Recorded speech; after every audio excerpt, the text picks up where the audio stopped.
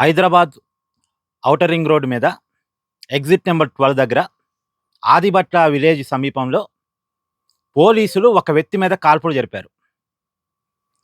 మోకాళ్ళ కింద కాల్పులు జరిపారు.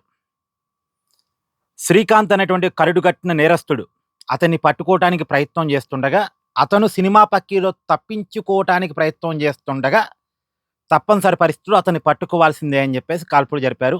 మొత్తానికి కాల్పులు జరపడం వల్ల శ్రీకాంత్ గాయపడి పోలీసులకు దొరికాడు. ఇప్పుడు ప్రస్తుతం అతన్ని వనస్థలిపురంలో ఒక హాస్పిటల్‌లో పెట్టారు. అతనితో పాటు ఉన్నటువంటి డ్రైవర్‌ని మామూలుగా అతను ఒక డీసీఎంలో తప్పించుకోవడానికి ట్రై చేస్తున్నాడట. ఆ డీసీఎం డ్రైవర్‌ని కూడా పోలీసులు అదుపులో తీసుకున్నారు. ఈ శ్రీకాంత్ మీద 100 కేసులున్నాయట. 100కి పైగా కేసులున్నాయట. 100కి పైగా దొంగతనాలు, దోపిడీలు, నేరాలు అంటే హత్యాయత్నాలు, అత్యాచారాలు ఇలా చాలా కేసులున్నాయట. గుంటూరు జిల్లా నరసరావుపేట దగ్గర ఒక కానిస్టేబుల్‌ని హత్య చేసిన కేసులో అక్యూజ్ నెంబర్ 2గా ఈ శ్రీకాంత్ ఉన్నాడట. 100 కేసులు అంటే ఎంత కరుడుగట్టిన నేరస్తులో అర్థం చేసుకోండి. 2007 నుంచి పోలీసులకు ఒక బిగ్ ఛాలెంజ్‌గా ఉన్నాడట. ఇతన్ని పట్టుకోవడం కోసం పోలీసులు చేయని ప్రయత్నం అంటూ ఏమీ లేదట. గతంలో ఇతన్ని పట్టిస్తే పారితోషికం కూడా ఇస్తామని కూడా ప్రకటించారట పోలీసులు. ఇతన్ని పట్టించమని పోస్టర్లు కూడా వేశారట. ఇతను కనపడితే మాకు పట్టించండి అని. అంటే ఎన్ని ప్రయత్నాలు చేశారో చూడండి. గత కొన్ని నెలలుగా నల్గొండ జిల్లా పోలీసులకి చుక్కలు చూపిస్తున్నాడట. కాబట్టి ఇతన్ని పట్టుకోవాల్సిందే అనే కారణంతోటి పోలీసులు గట్టిగా నిఘా పెట్టారు.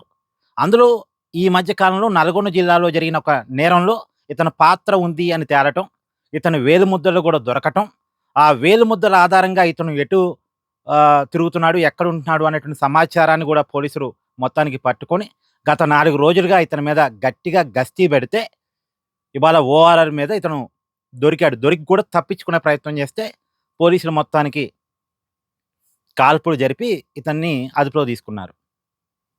పోలీసులు కాల్పులు జరపటం వల్ల, ఇతను గాయపడటం వల్ల ఇవాళ పోలీసులు దొరికారు. లేకపోతే దొరకడు అనేది పోలీసులు చెప్తున్న సమాచారం.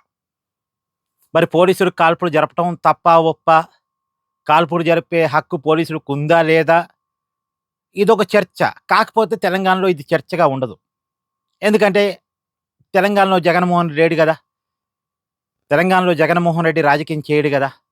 జగన్మోహన్ రెడ్డి కనుక ఉండి ఉంటే ఇలా దొంగ మీద కాల్పులు జరుపుతారా? ఏదో చిన్న చిన్న నేరాలు చేశాడు, అంత మాత్రాన మీరు కాల్పులు జరుపుతారా? మీరు ఒక మనిషిని చంపే ప్రయత్నం కూడా చేస్తారా?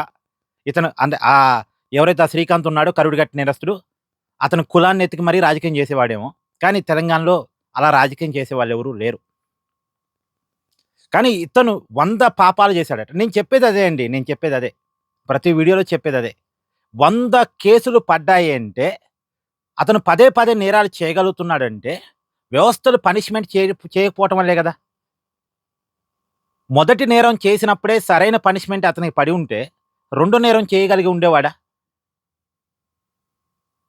నేరస్తులకి భయాన్ని, భక్తిని మన వ్యవస్థలు పెట్టలేకపోతున్నాయి. మన చట్టాలు పెట్టలేకపోతున్నాయి. మన చట్టాలంటే, మన వ్యవస్థలంటే ఈ నేరస్తులకి భయము లేదు, గౌరవం లేదు, సమాజం పట్ల బాధ్యత లేదు వీళ్ళకి. వీళ్ళకేంది ఒక 10 కేసులు పడేదాకా కొద్దిగా భయం ఉంటుంది. తర్వాత నిన్న మునినోటి చలే ఉంది. వాళ్ళు ఎక్స్పీరియన్స్ అయిపోతారు. ఈ చట్టాలు మన్నేమి చేయలేవులే, ఈ పోలీసులు మన్నేమి చేయలేరులే అనే దానికి వెళ్ళిపోతారు. అందుకని వీళ్ళు పదే పదే నేరాలు చేస్తారు. ఇప్పుడు ఈ శ్రీకాంత్‌కి ఒక పెద్ద గ్యాంగ్ ఉందంట. ఇప్పుడు ఆ గ్యాంగ్‌ని పట్టుకోవాలి. సో వీళ్ళు నేరస్తులు అయ్యేది కాక ఒక్కొక్కడు ఒక్కొక్క గ్యాంగ్ మెయింటైన్ చేసి నేరస్తులను తయారు చేస్తారు. ఆ తయారు చేసిన నేరస్తులంతా సమాజంలో చాలా నేరాలు చేస్తూ ఉంటారు. కాబట్టి ఇలాంటి వాళ్ళ విషయంలో ఎలా ఉండాలి? అందుకే నేను గాలి సాయి కృష్ణ విషయంలో కూడా మిగతా వాళ్ళలాగా కాకుండా కొద్దిగా డిఫరెంట్ ఒపీనియన్ తీసుకోవడానికి ఉన్న కారణం ఇదే. మీరే ఆలోచించండి, 100 కేసులట. ఇప్పుడు ఇతని గురించి కాదు, ఇతని వల్ల బాధితుల గురించి కూడా ఆలోచించాలిగా మనం. ఏమంటారు? మీరే కామెంట్ చేయండి.